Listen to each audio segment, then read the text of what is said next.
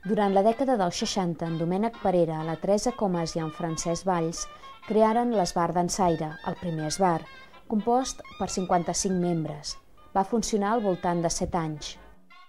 Més tard, l'any 1977, l'esbar reprenia l'activitat de la mà de Maria Requesens, a petició de l'Antoni Espiell, president del centre d'aleshores. L'esbar s'ha mantingut fins l'actualitat amb un nivell envejable. Any rere any, han demostrat que el seu esforç els ha fet mereixedors de la fama de ser un dels millors esbars del nostre país i ha passejat el nom del Centre Mural d'Arenys de Munt per quasi tot el món.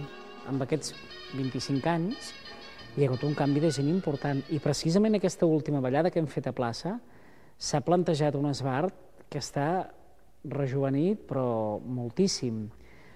Pensa que en el cos de dansa ara tenim gent de 18 anys, bueno, què dic de 18 anys?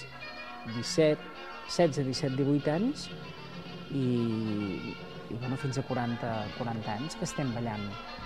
Però hi ha hagut una...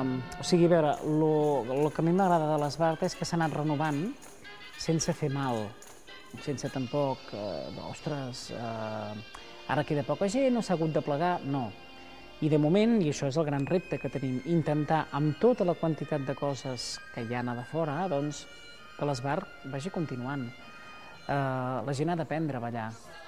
I dir-te que, a veure, el conjunt de l'esbar som unes 200 persones, entre dansaires dels grups infantils i tot. Cada 2 anys obrim grup nou. I crec que això també ha anat bé pel centre, perquè també s'ha anat nutrint de gent nova que ha entrat. Saps el que passa? Que potser el centre com a centre en si, de vegades la gent que ve de fora no el coneix de bones a primeres. I en canvi, per les seccions és quan es va introduint i llavors van coneixent tota l'entitat. I el que passa que de vegades encara penso que la gent no sap ben bé tota la quantitat de coses que s'arriben a fer al centre.